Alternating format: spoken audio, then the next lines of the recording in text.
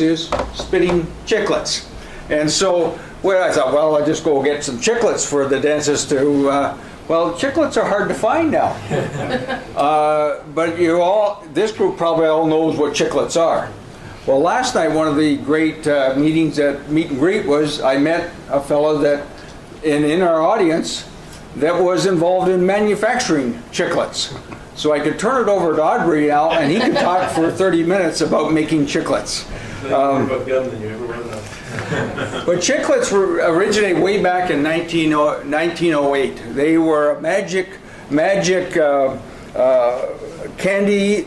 If you've got and I passed out some chiclets for you. It wasn't Halloween.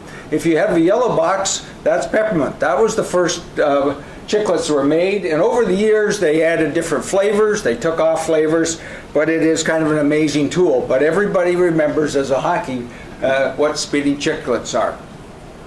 So when I made this presentation, and people said, well, what are you going to talk about at the dental group? Well, I'm going to talk about hockey and dentists, and everyone would smile.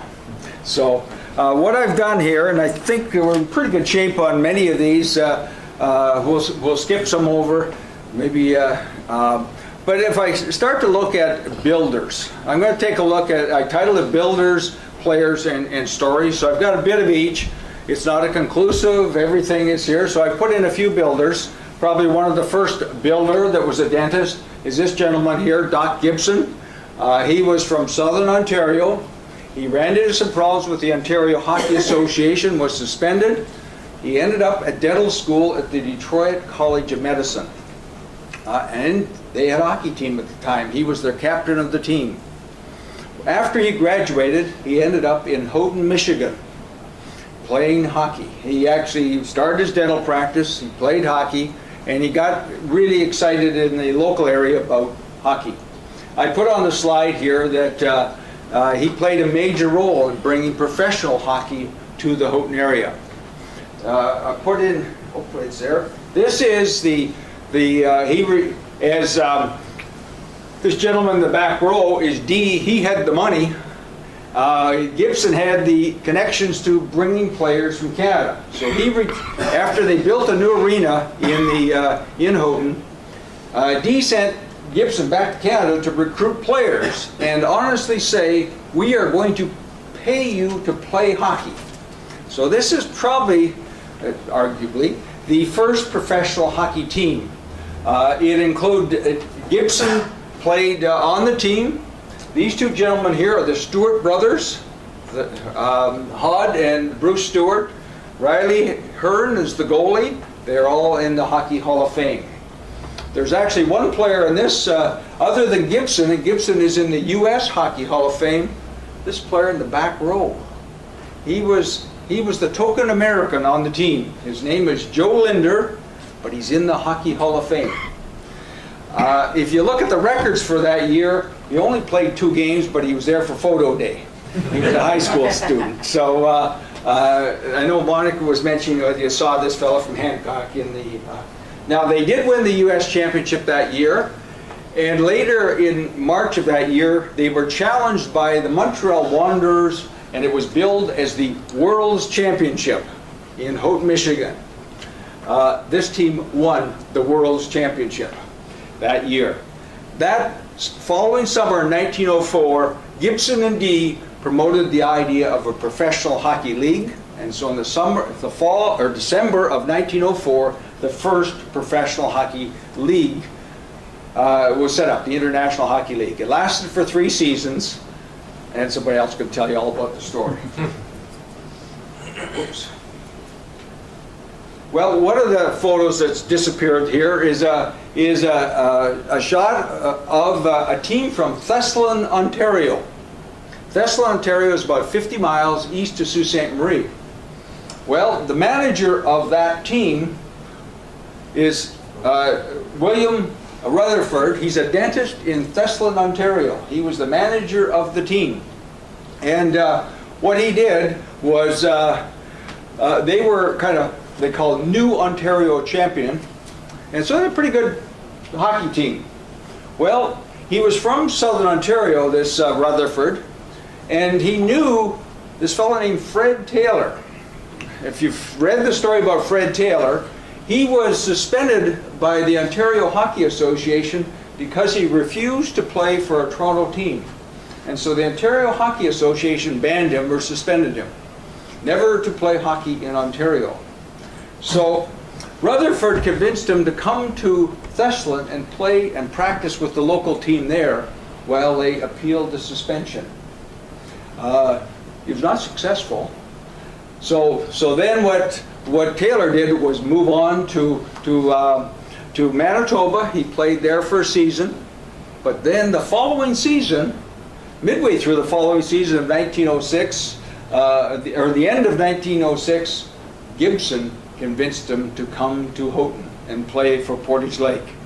And Fred Taylor played for a season and a half. He was the superstar of the era.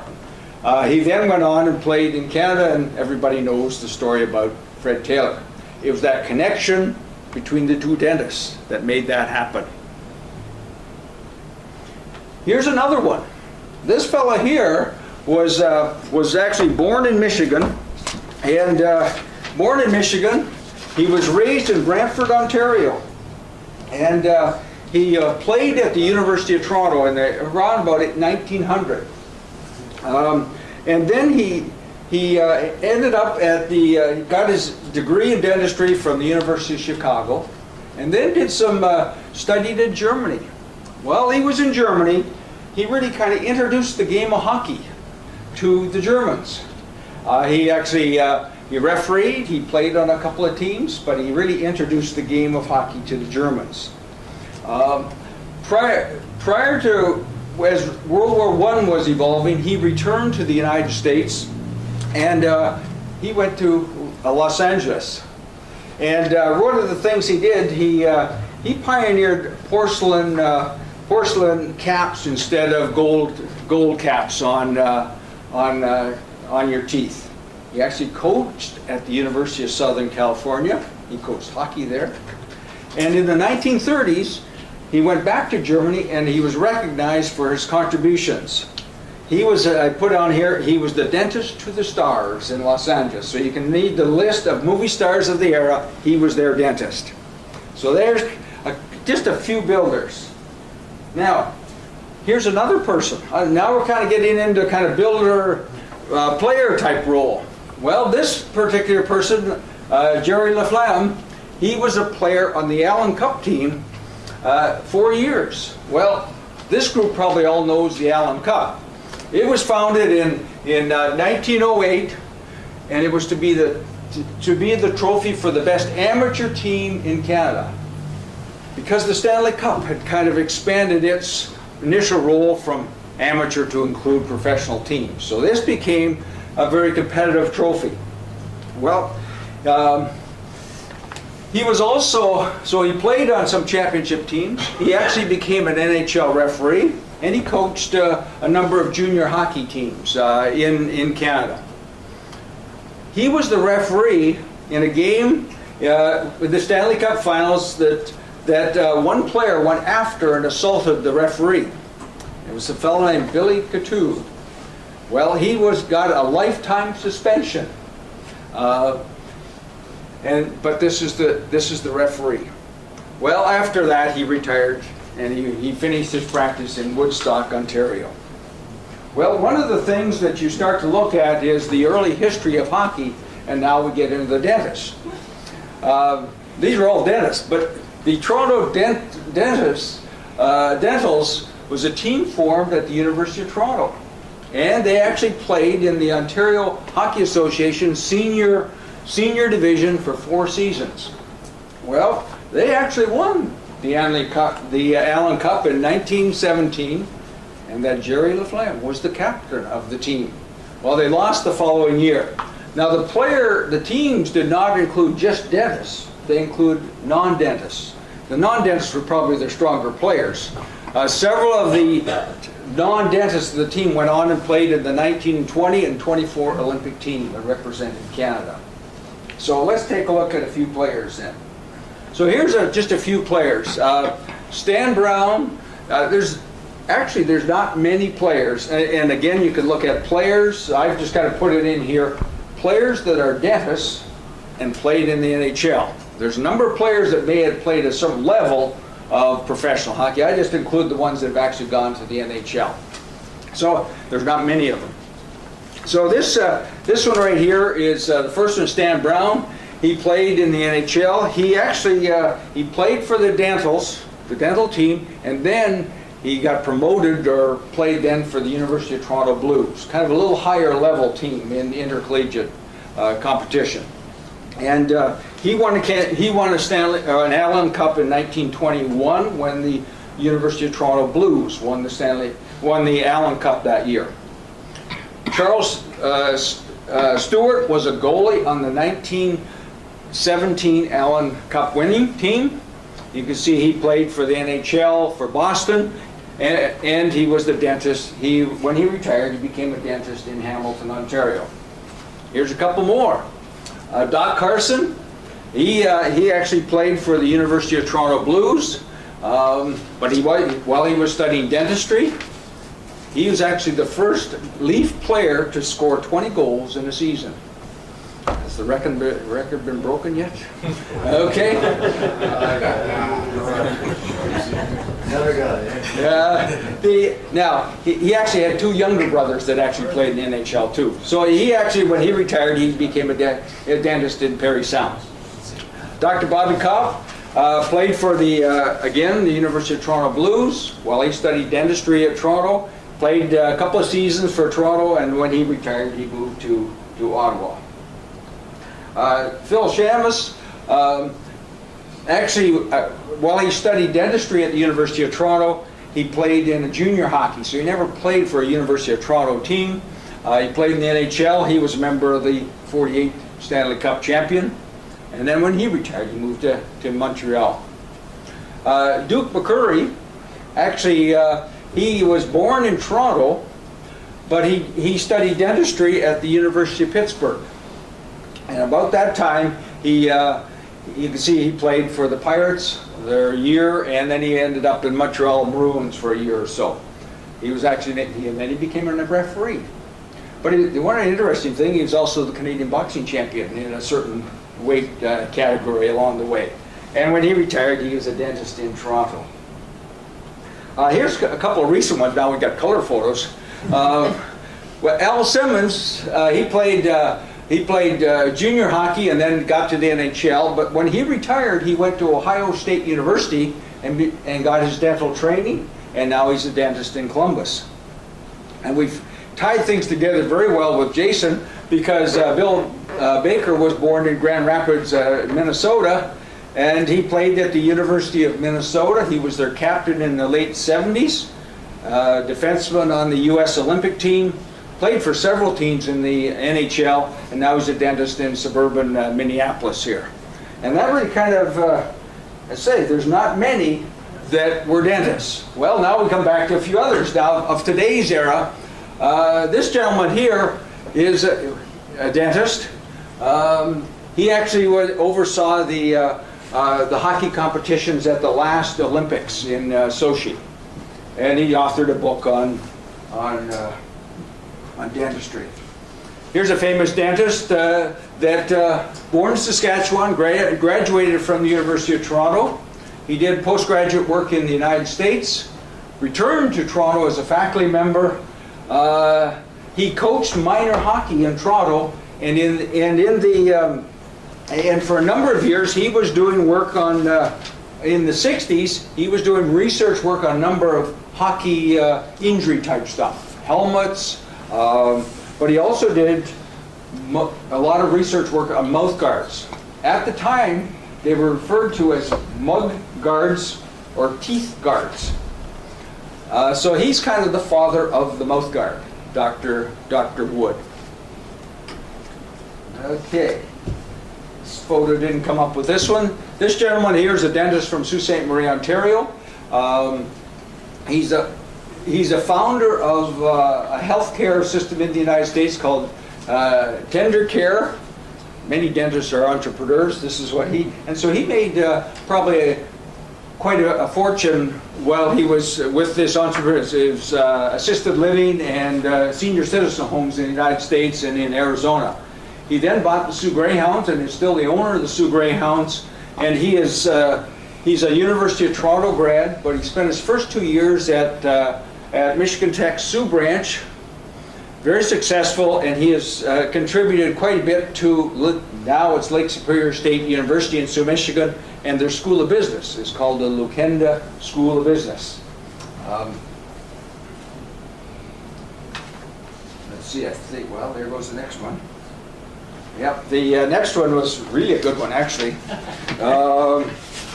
because the next one was my dad. So that's the slide that didn't get in here. It actually linked all the pieces together pretty nicely. I titled it a famous player that you won't even know, but he was wearing this sweater. This photo of my dad really links a number of things together. He was born and raised in Thessalon, Ontario. His grandfather was the mayor, and I'm still looking for a photo of his grandfather, so it'd be my great-great-grandfather, and the dentist, Rutherford, and Cyclone Taylor. I haven't found it yet. He actually played at the University of Toronto, my dad, for the Toronto Dents. That's why the form-fitting shirt. I can't figure it out. He's about the same size I was, but it seems pretty tight. So I don't know if they didn't wear many pads. He actually graduated from the University of Toronto, and he was classmates with Dr. Wood and Dr. Bobby Cobb. So they were classmates at his era at the University of Toronto. He has one of his colleagues in dentistry. He practiced dentistry in Sault Ste. Marie, Ontario. One of his colleagues was Dr. Lukenda. So, it all came together. And he liked chiclets. Okay? I put in we'll be surprised if some of these photos come up. There are 3 or 4 stories you can kind of relate to that are dentist related. And you've heard at this conference before, maybe read about Wilbur Wright. Wilbur Wright was a high school senior at Dayton, Ohio. And his plans were always that he was going to become a school teacher, he was going to go to Yale University and become a school teacher. Well, in the winter of 1886, he was playing on a pond in Dayton, Ohio. He was hit in the mouth with a hockey stick and suffered considerable damage to his teeth. And he had also other health issues that resulted. So he really then abandoned his plans for going to Yale University. Probably the famous photo that you often see is this one right here. Well, he abandoned his plans and got into other things with his brother. So this is a photo of Wilbur is over here, and this is Orville. On the day in December 17th, they made 4 flights that day. They had a coin flip for who would fly first. Orville, I don't know, either won or lost the first flip. He flew first. Wilbur flew second. Orville third. Wilbur flew the 4th flight of the day. The 4th flight of the day was in the air for a minute. They flew 1,000 feet. They packed it up, went home. If you look at photos, now you go back and look at photos. Wilbur is the one on the left side here. Orville is the one with the mustache. You will never see a photo of Wilbur smiling. It's because he has dental problems. And now you can go back and say, if it wasn't for hockey, just imagine the history of aviation would have been quite different. There's another kind of interesting story here. This is Bill Barocco's and his famous overtime goal in 1951, and most Leaf fans will remember this one. That was the series that all games against Montreal were decided in overtime. Well, this was the deciding game. It was actually Bill Barocco's last game he played, because if you follow history here, he's quoted as saying he was the right place at the right time. But following that season, he went on a fishing trip in northern Ontario with a Timmins dentist that encouraged him to go on this trip. So they flew off, never to be seen again. They found the plane in 1962. The other part to this story is that the following season, of 1952, Tim Horton replaced Bill Morocco as a defenseman on the Toronto Maple Leafs, and everybody knows Tim Horton. Oops, that's too bad. Another really good one you missed here. The other good one I had is that basically every hockey player who has lost a tooth, lost their teeth, has a good story. I have a good photo, just imagine, of a person without their teeth. Well, here's kind of a final story, is on Gordie Howe. We all know Gordie Howe had a long career. We all know what a Gordie Howe hat trick was. Gordie's first game that he played for the Red Wings, he scored a goal and he lost 4 teeth. The amazing part of the story, he never lost any teeth after that one. So that was his, he should have ducked. So when you get into, I could keep going on, I could say about 1,000 photos, but they never came through. Really, you kind of look at, I probably left you with a smile thinking about why dentists are, why they like hockey. For many years, it was a lucrative business looking after hockey players. Today, all NHL teams have a team dentist. All levels of hockey pretty well have a dentist somehow connected with the team in some role as the team dentist, way down to all levels. College teams have a team dentist that is somewhat on call.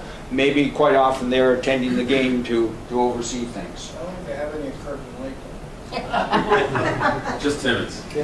Timmons. So unfortunately we didn't see everything, but basically there's just kind of a look at, we've kind of enjoyed your chiclets, we've kind of made you smile, and now if you go to a store, you're going to have a tough time finding chiclets. So, so there you are, a few little things on dentists and...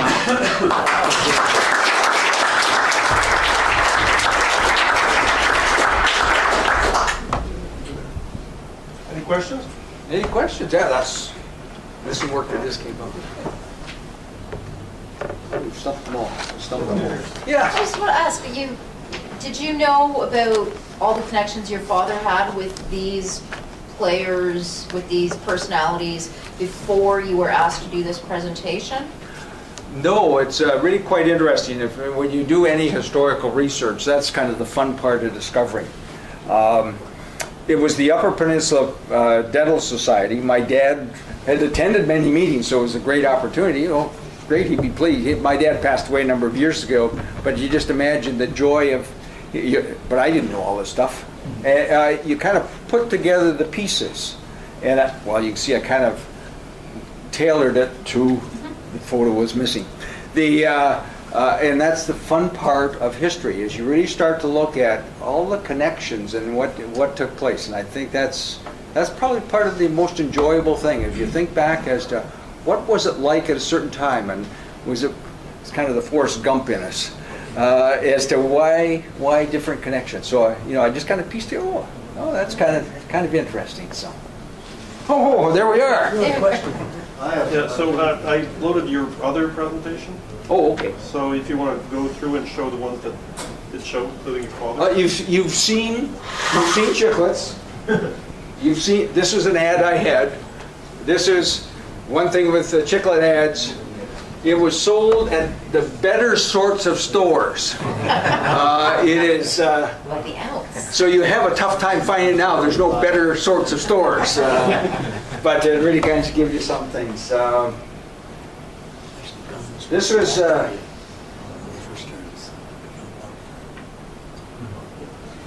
This was the arena that was built by Dee on the waterfront of Houghton. It was destroyed by fire in the 1920s, but this was probably the biggest. It's at about 2,500. The first reported game there was, or the first game there was 1902. The Portage Lake team hosted the University of Toronto and beat them. So, what's that? We've got a few others. This is the photo of the team from Thessalon. So here is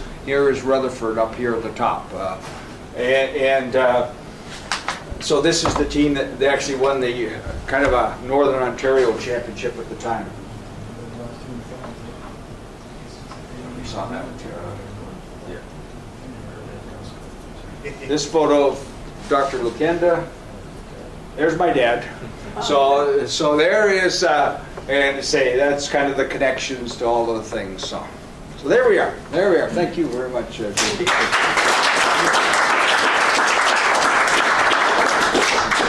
Are you a dentist? Whoa, go ahead. Are you a dentist? No, I'm a civil engineer. Okay. Oh, you can't say that. Do you have questions about Oxymoron. Be nice to And I want to. It sounds okay.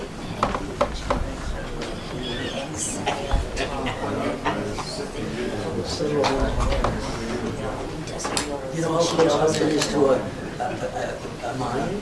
That's very close. Yeah, it should be.